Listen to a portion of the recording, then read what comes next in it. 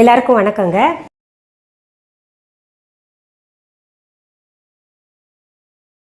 உங்களுக்கு ஒரு புதுசாக ஒரு சாம்பார் சொல்லி தர போகிறேன். சாம்பார் போங்க மேடம், எல்லாருக்கும் தெரியுமே, அதை போய் நீங்கள் சொல்லி தரீங்களா அப்படின்னு நினைப்பீங்க.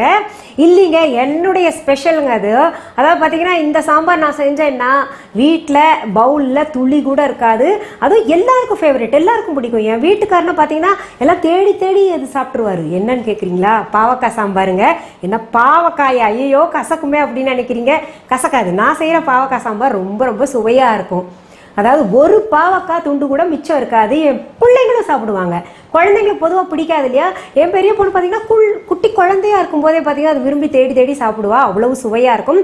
அது செய்முறை எப்படின்னு பார்த்துடலாங்களா? அதுக்கு தேவையான பொருட்கள் என்னென்னு பார்த்துடலாங்களா?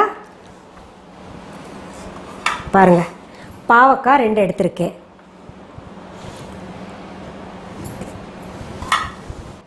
அடுத்தது தக்காளி கொஞ்சம் பெருசாகவே 3 எடுத்திருக்கேன். அடுத்தது பச்சை மிளகா 2 எடுத்திருக்கேன். அடுத்தது கறிவேப்பிலை இலைகள் ஒரு 10-15. அடுத்தது பொடியா நறுக்கின கொத்தமல்லி இலைகள் 1 டேபிள் ஸ்பூன். அடுத்தது சின்ன வெங்காயம் 1க்கு 2 உரிச்சுக்கணுங்க. ஃபுல் தோல் எடுக்க வேண்டாம், உரிச்சிட்டு அது நல்லா அலசி வச்சுக்கலாம். அதுக்கு மெயின் துவரம் பருப்பு கிட்டத்தட்ட ஒரு 150 கிராம் எடுத்திருக்கேன்.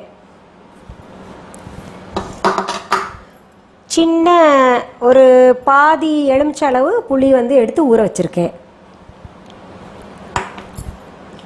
சாம்பார் தூள் 1.5 டீஸ்பூன். மிளகாய் தூள் 1 டீஸ்பூன். மஞ்சள் தூள் 1/2 டீஸ்பூன். பெருங்காயம் 1/2 டீஸ்பூன். மல்லித்தூள் 1.5 டீஸ்பூன். கடுகு 1 டீஸ்பூன்.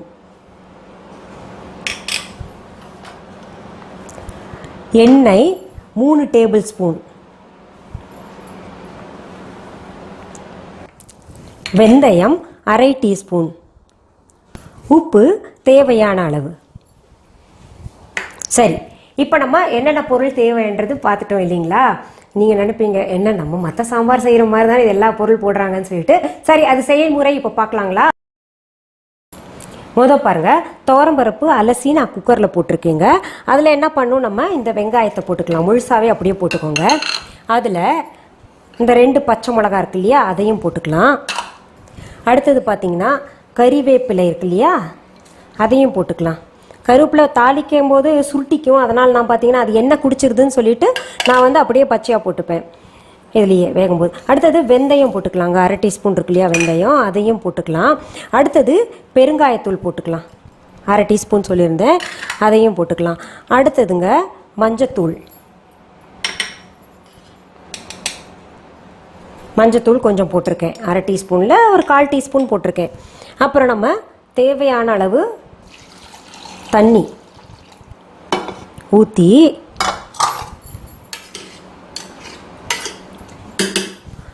வேக விட்டுடலாங்க.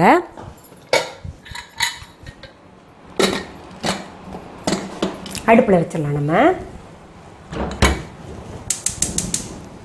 இப்போது ரொம்ப முக்கியமானது, அடுத்தது என்ன பண்ணுறோன்னா, இந்த பாவக்காய் இந்த குழம்புக்கு சுவை சேர்க்கிறது எப்படின்னா, நம்ம ஸ்லைஸ் எந்த அளவு இருக்கணும்னு பார்த்துக்கலாம். இந்த பாருங்கள், ரொம்ப நைஸாகவும் இருக்கக்கூடாது, ரொம்ப தடியாகவும் இருக்கக்கூடாது, குண்டாகவும் இருக்கக்கூடாது. இந்த அளவு இருக்கணுங்க.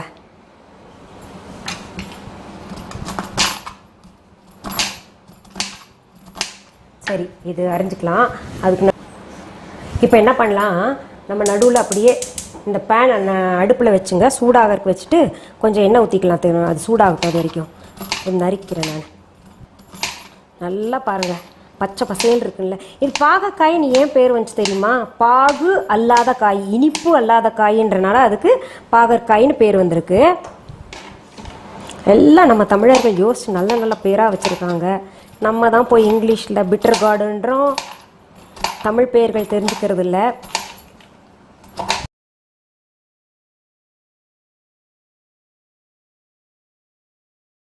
நம்ம நறுக்கிக்கிட்டோம். ஒரே அளவாக இருக்கும் எல்லாமே. நீங்கள் எடுத்தீங்கன்னா ஒரே அளவில் இருக்கணும்.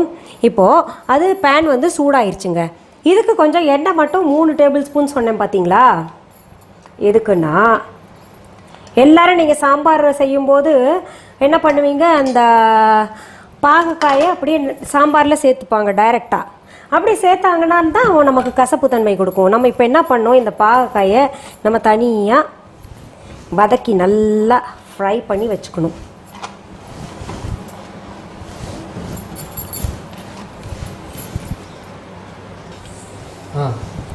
இப்போ பாருங்கள், இது நம்ம இப்போ பாருங்கள் எண்ணெய் ஊற்றி பாவக்காய் போட்டோங்க.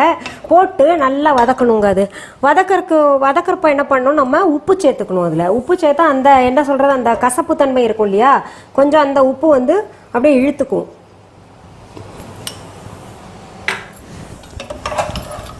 ஆனால் இது கொஞ்சம் பொறுமையாக செய்யணுங்க. சிம்மில் வச்சு தான் இந்த பாவக்காய் நல்லா வதக்கணும். நம்ம ஏனோ தானோன்னு செஞ்சோன்னா அப்புறம் ஏனோ தானோன்ற டேஸ்ட்டில் தான் வரும். நம்ம என்ன பண்ணலாம், அது வதக்கிற வரைக்கும் கொஞ்சம் அதுவும் வேகட்டும், இதுவும் வதங்கட்டும். மெதுவாக நம்ம சிம்மில் வச்சிடலாம். பொதுவாகவே நான் என்ன சொல்லுவேன், எல்லா காணொலியிலையும் தக்காளி வந்து அப்படியே போட மாட்டேன், துண்டுகளாக போட மாட்டேன், அரைச்சிருவேன்னு சொல்லிட்டு வேஸ்ட் ஆகக்கூடாது இல்லையா. அதனால் இன்னொன்று அந்த விதை வந்து நல்லா கல் ஃபார்ம் பண்ணுவோம், அந்த விதையும் நல்லா கூழ் மாதிரி அரைச்சிருவேன். அதனால் இப்போ தக்காளி நான் அரைச்சிக்கிறேங்க. இப்போ பாருங்கள், நம்ம பாவக்காய் போட்டப்போ நல்லா பச்சை பசேல்னு இருந்தது பார்த்தீங்களா. இப்போ அப்படியே கொஞ்சம் சுருங்கி போய் ஒரு மாதிரி எல்லோவும் மாறிட்டு வருது. ஒரு எல்லோவும், அதாவது மஞ்சளும் பச்சையும் கலந்தா எப்படி இருக்கும் அந்த நேரத்தில் வருது. இன்னும் கொஞ்சம் வதங்கணும், நம்ம அது வரைக்கும் காத்துட்ருக்கலாம். இப்போ பாருங்கள், நல்லா சுருட்டிக்கிட்டு ஒரு மாதிரி பழுப்பு நிறமாக மாறிட்டு நல்லா ஃப்ரை ஆகிருக்கு. இந்த பக்குவத்தில் தாங்க எடுக்கணும் நம்ம. இப்போ வந்து இந்த விதையெல்லாம் இருக்குது இல்லையா, விதையெல்லாம் பாருங்கள் ஒரு மாதிரி நல்லா ரோஸ்ட் ஆகிருக்கு. அதுவும் நமக்கு ஒரு அடையாளம். அப்புறம் இதெல்லாம் அந்த ஒரு மாதிரி தெரியுதா, எல்லோயிஷாக தெரியுதா, அது வரைக்கும் நம்ம வதக்கணும். இப்போ நம்ம இதை இறக்கி வச்சுக்கலாம்.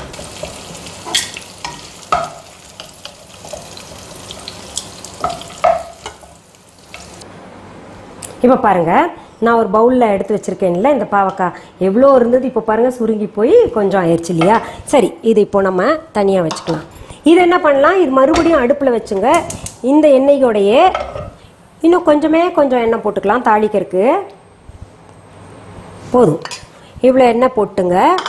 அது சூடாகட்டும். நம்ம அதுக்குள்ளே இந்த குக்கரில் வேக வச்சோம் இல்லையா, இந்த குக்கரில் வேக வச்சதை திறந்து பார்க்கலாமா. விசில் போயிருக்கு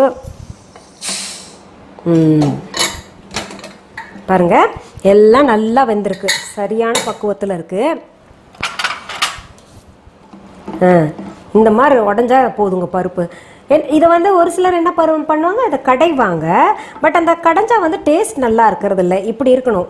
இப்போ ஹோட்டல் சாம்பார்லாம் பார்த்தீங்கன்னா ரொம்ப கடைஞ்சிருக்க மாட்டாங்க, இந்த மாதிரி தான் இருக்கும். பருப்பு வந்து முழுசாகவும் தெரியும், நல்லா வெந்திருக்கும். இப்படியே இருக்கட்டும். அடுத்தது நம்ம என்ன பண்ணியிருக்கோம், இந்த தக்காளியை அரைச்சி வச்சுருக்கோம் இல்லையா. பாருங்கள், 3 தக்காளி சொல்லியிருந்தேன், அதை அரைச்சி வச்சுருக்கோம். இப்போ நம்ம நெக்ஸ்ட்டு என்ன பண்ணணுன்னா, எண்ணெய் சூடாயிருச்சு, அதில் இந்த கடுகை சேர்த்துக்கலாம். 1 டீஸ்பூன் சொல்லியிருந்தேன்.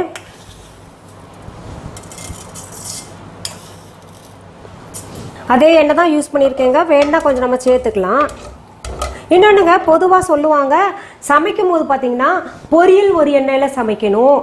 பொரியல் செய்கிறது வந்து தாளிக்கிறது தேங்காய் எண்ணெய் இல்லாட்டி நல்லெண்ணெய், அப்படி இது சாம்பார் ஒரு எண்ணெயில். அந்த மாதிரி குறிப்பிட்ட ஒரு நாளைக்கு சாப்பிட்றோம், ஒரு 2-3 வெரைட்டி செய்யணும்னா ஒவ்வொன்றும் ஒவ்வொரு எண்ணெயில் செய்யணும்னு சொல்லுவாங்க. ஒரே எண்ணெய் வந்து பயன்படுத்தக்கூடாது. ஒரே எண்ணெய்னா ரீயூஸ்டு நான் சொல்ல, ஒரே கைண்ட் ஆஃப் எண்ணெய் வந்து பயன்படுத்தக்கூடாது சமையலுக்குன்னு. இப்போ பாருங்கள், கடுகு பொரிஞ்சிருச்சு.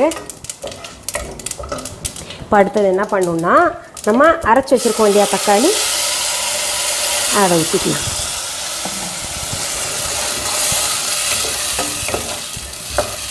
ஊற்றிட்டுங்க, நம்ம ஏற்கனவே உப்பு வந்து அந்த பாவக்காய் வதக்கும் போது போட்டிருக்கோம்.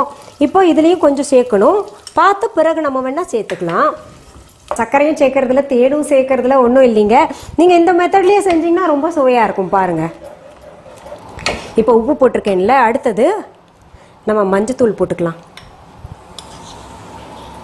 ஏற்கனவே பருப்பில் போட்டிருக்கோம், இன்னும் கொஞ்சம் நான் அதில் பாதி இதில் பாதி சேர்த்துப்பேன்.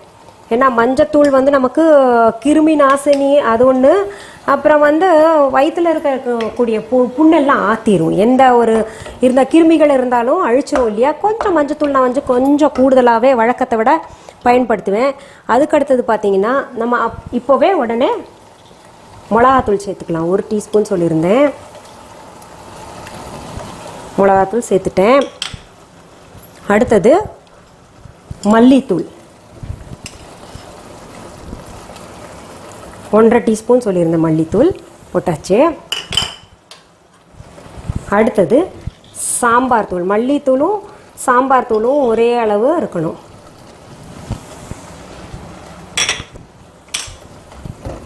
போட்டு நல்லா கிளறிடலாங்க. இப்போது நான் அடுத்தது அந்த பார்த்திங்கன்னா அந்த கொத்தமல்லி இலைகளை சேர்க்குறேன்.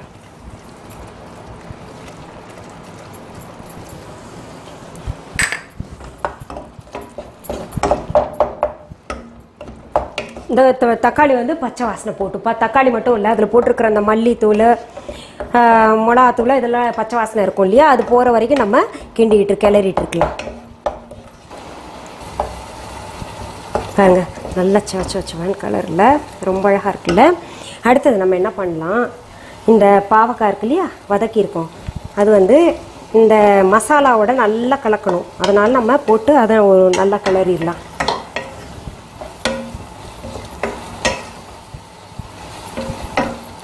பாருங்கள் நல்லா அந்த மசாலாவோட மிக்ஸ் ஆகிடும். இப்படி இருக்கணும்.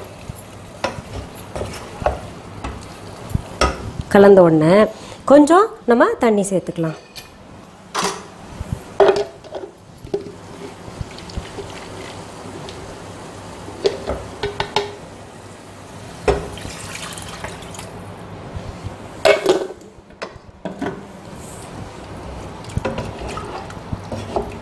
வாங்க, நான் அழகாக இருக்குல்ல இந்த கலர் பார்க்கும்போதே, அந்த பச்சை கலரும் அப்புறம் வந்து இந்த சிவப்பு கலருக்கும் அந்த விதை அங்கங்கே ஒன்று ஒன்று நிற்கிறதுக்கு எவ்வளோ அழகாக இருக்குது பார்க்கவே.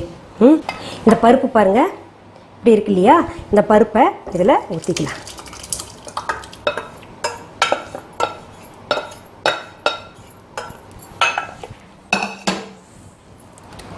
ஊற்றி எல்லாம் சரிசமமாக கலந்து விட்டுட்டு, இப்போ தண்ணி நமக்கு சரியாக இருக்கான்னு பார்த்துக்கணும். தண்ணி வந்து இன்னும் கொஞ்சம் குழம்பு வந்து இதாக இருக்கலாம், லிக்விடாக இருக்கலாம் அப்படின்னு நினச்சா கொஞ்சம் ஊற்றிக்கலாம். நான் கொஞ்சம் சேர்க்குறேன் இப்போது, ஏன்னா இதுக்கப்புறம் கொதிக்கணும்ல.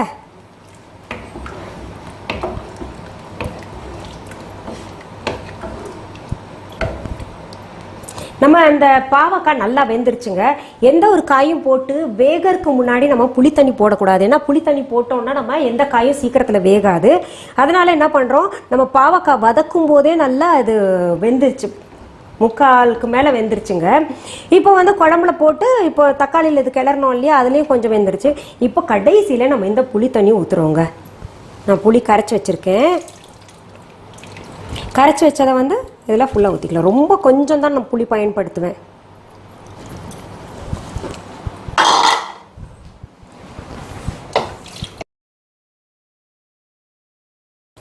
இப்போ இந்த கன்சிஸ்டன்சி இருக்கணும், இந்த ஃப்ளோ இருக்கணும்.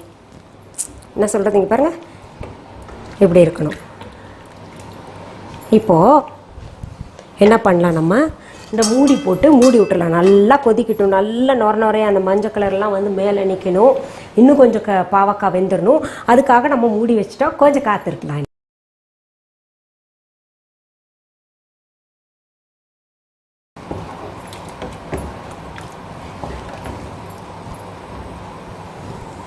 இப்போ பாருங்கள், நம்ம மூடி வச்சோம் இல்லையா, பாருங்கள் நல்லா அழகாக அந்த நான் சொன்னேன்ல மஞ்சளாக நிறையா இருக்கும்னு சொல்லிட்டு கொஞ்சம் கெட்டியும் ஆயிடுச்சு. மீதம் பாவக்காய் வேக வேண்டியதும் சரியாக வெந்திருக்கு பாருங்கள். ஆஹா, மனம் சுட சுட இட்லி செஞ்சு சாப்பிட்ணுங்க. இதை வச்சு அவ்வளோ டேஸ்ட்டாக இருக்கும். ஒரு சொட்டு நெய் விட்டுட்டோன்னு வைங்களேன், அடா அமிர்தம் மாதிரி இருக்கும். இப்போ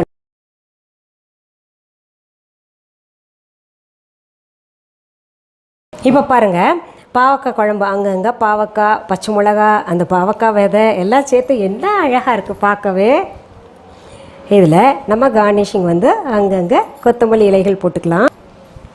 பாவக்காய் சாம்பார், அதாவது தித்திக்கும் பாவக்காய் சாம்பார்னே சொல்லாங்க இதுக்கு. அவ்வளோ நல்லா இருக்கு. நான் நடுவில் டேஸ்ட் பண்ணி பார்த்தேன், ரொம்ப டேஸ்டா இருக்கு. மீண்டும் உங்களை பார்க்கலாமா? வணக்கம். அன்பான வாடிக்கையாளர்களே, உங்கள் விஹா ஸ்டோரில் பூஜை பொருட்கள், சிலைகள், ராசிக்கற்கள், வாஸ்து பொருட்கள், விதைகள், பாரம்பரிய அரிசி வகைகள், சிறுதானியங்கள், ஆர்கானிக் பொருட்கள், மூலிகை எண்ணெய், மளிகை பொருட்கள், மரச்செக்கு எண்ணெய், மரப்பொருட்கள், வெள்ளி ஆபரணங்கள், கிஃப்ட் ஆர்டிகல்ஸ், காட்டன் மற்றும் பட்டு புடவைகள், காட்டன் சுடிதார்கள், பட்டு பாவாடை, குழந்தைகளுக்கான விளையாட்டு பொருட்கள், ஹை குவாலிட்டி இமிடேஷன் நகைகள், வீட்டு உபயோக பொருட்கள், ஜூட் பேக்ஸ், ஹேண்ட்மேட் சோப்ஸ், அழகு சாதன பொருட்கள், சிறுதானிய பிஸ்கெட்டுகள், ஹோம் அப்ளையன்சஸ், இன்னும் பற்பல பொருட்கள் விற்பனைக்குள்ளது. விஹா ப்ராடக்ட்களை நீங்கள் வாங்க விரும்பினால் அது எங்களுடைய viha.online வெப்சைட் மற்றும் சென்னை ராஜா அண்ணாமலைபுரத்தில் உள்ள எங்கள் விஹா ஸ்டோரில் மட்டுமே கிடைக்கும் என்பதை தெரிவித்துக் கொள்கிறோம். வேறு எந்த ஆன்லைன் வெப்சைட்களிலும் விஹா ப்ராடக்ட்கள் விற்பனைக்கு கிடையாது என்பதை நீங்கள் கவனத்தில் கொள்ள வேண்டும். எங்கள் விஹா ஸ்டோரின் விலாசத்தை கண்டறிய கூகுள் மேப்ஸில் விஹா ஸ்டோர் என்று டைப் செய்தால் வழியை கண்டறியலாம். www.viha.online வெப்சைட்டிலும் விஹா ஸ்டோரின் அட்ரஸ் உள்ளது.